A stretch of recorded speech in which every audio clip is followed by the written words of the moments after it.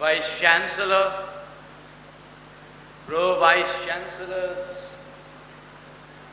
Registrar, Deans, members of the Executive Council, faculty members, graduating students, parents, other distinguished invitees. Let me first thank the Vice Chancellor and the Chancellor in absentia today for having shown me the honor in terms of inviting me here to be the chief guest for this very solemn convocation function. I'm extremely conscious of the honor. I'm particularly going to address the graduating students, and let me congratulate all of you. In a traditional system, we would have used the word Samavartan. The word Samavartan has an image associated with it. Samavartan means return. Having returned after studying with the teacher, with the guru, you are ready to step into the next phase of life. You are graduates today. In the traditional system, you would have been called Snatak. The word Snatak has the same root as Snan, having a bath.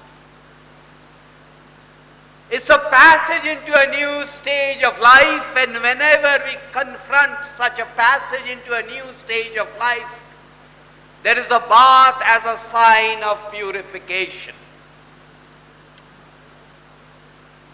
There is a Sanskrit shloka which says,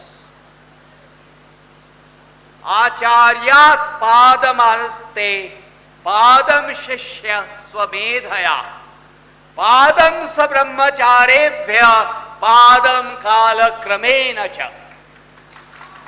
That means that a student learns 1/4 from the teacher, 1/4 through his or her own intelligence, 1/4 from fellow students, and 1/4 is taught by life, by time, by destiny.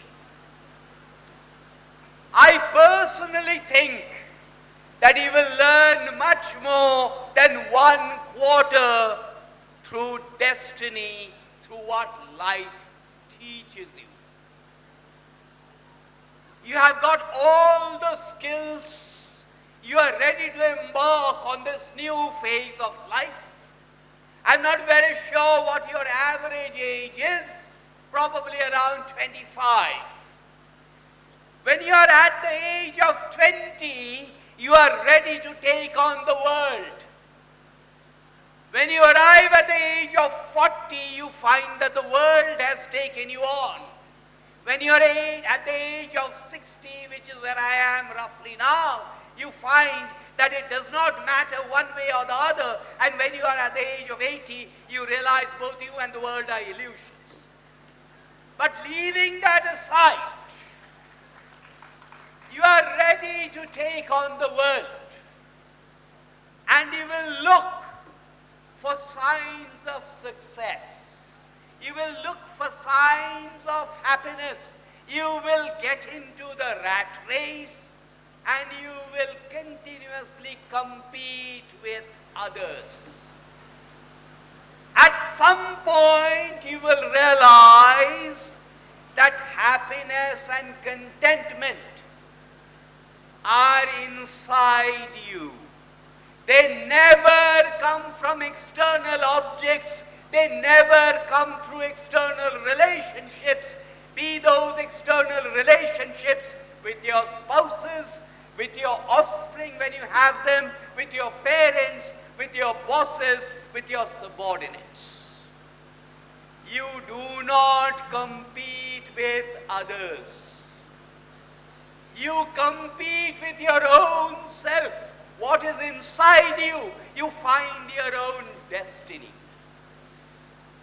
Or perhaps destiny will find you because there are several things you want to do today, and you will realize later on that no matter how much you plan, life has a way of taking you along other routes.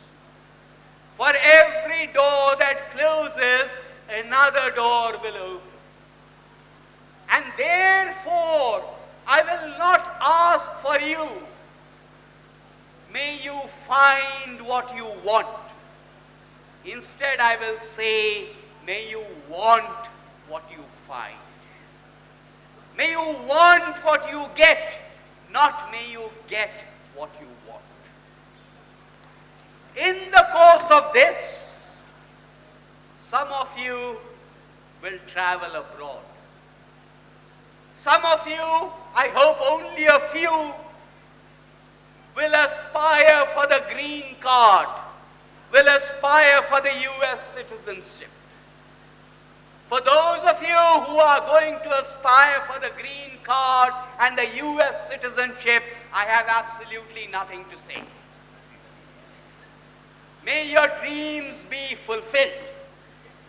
But let us speak about the others who will venture abroad. You will go to North America, you will go to Western Europe, and you will come back and legitimately complain. Why cannot India be like North America? Why can't the government in India be like the government in North America? Why can't governance in India be like governance in Western Europe? Legitimate question to ask. But also do remember that apples must be compared with apples. Oranges must be compared with oranges. Apples cannot be compared with oranges. All said and done, India is still a relatively poor country. India's per capita income today in US dollars is around 1,600 US dollars. Is 1,600 US dollars high or low? Unless you are an economist, you don't know. There was a famous economist named Lord Keynes, and Lord Keynes was once asked, "How is your wife?" And he said, "Compared to whose wife?" Many things in life are relative. So 1,600 US dollars, is that high or low? Well, the richest country in the world has a per capita income of more than 100,000 US dollars. You have 100,000 US dollars and you have 1,600 US dollars. Comparisons are sometimes made between India today and the United States in the 1870s. Not the United States today or the United States in the 1970s. The United States in the 1870s. The per capita income that India has today is roughly the same as the per capita income that the United States had in the 1870s. That's the reason I said, have legitimate demands, demand better governance, but do appreciate India is a poor country. There are limited things that the government can do. When the government has to do those things, because the government has limited financial resources, because the government has limited administrative resources, there must be a prioritization. And the prior call on those limited financial, fiscal and administrative resources is not people like you and me who are the elite, but the 100,000 villages in India that still lack 69 years after independence, the rural road, the primary health center, the access to health, education, skills, the access to roads, water and electricity. It is a tragedy that 69 years after independence, those 100,000 villages in India still lack all of those. I said you are the elite. You are. Because less than 10% of India's youth have access to the higher education that you've just had. So when you make those demands, also do realize India will not change because the government changes it.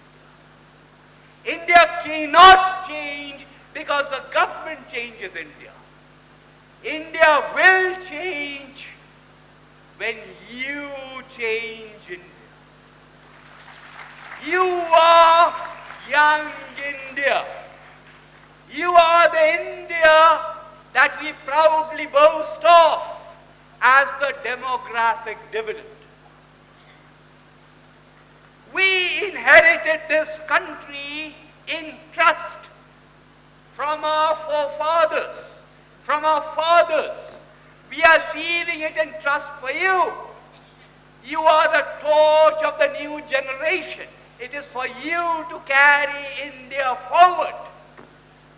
Quite often it has been said about the Indian economy that the past is glorious, the future is glorious. It is the present alone that is bleak. For the first time, thanks to young India, I can see the present blurring into the future. You have a strong center of physics.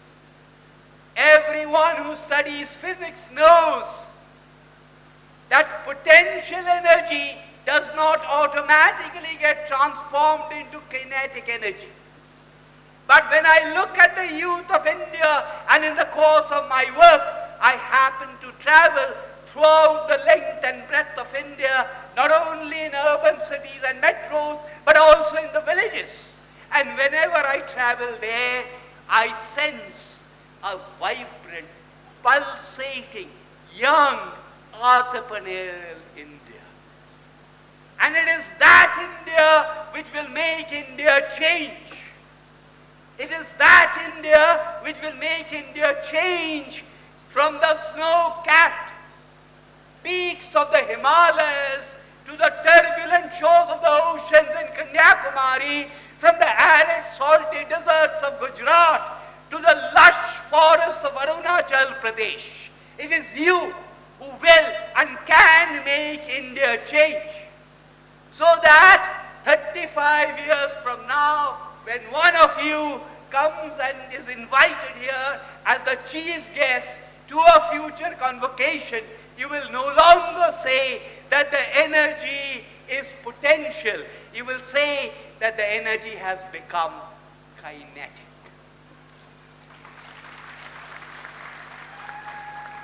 There is a Sanskrit phrase which you may have heard, and it says, Subhamastu, Sukhina bhavatu te panthana.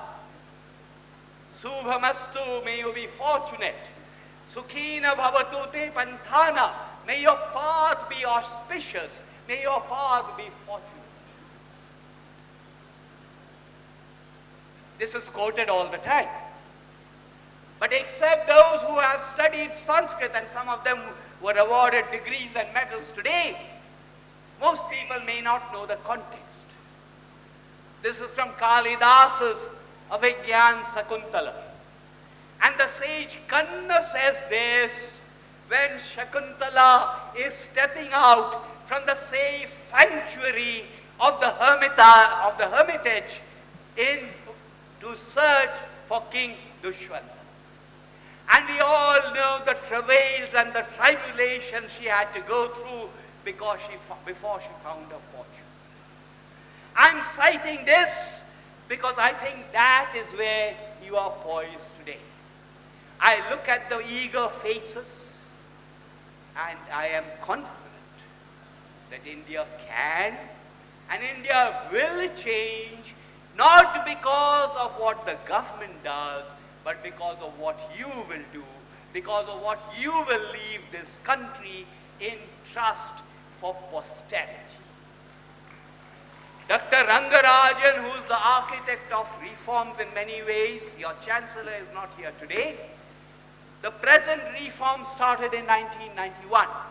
A little after that, the IMF brought out a report. In that report, the IMF asked a very simple question. How many years will it take for a country like India to halve the gap in per capita incomes between India today and the developed countries today? I will repeat, India today and the developed countries today, not eliminate the gap, halve the gap. And what was the answer?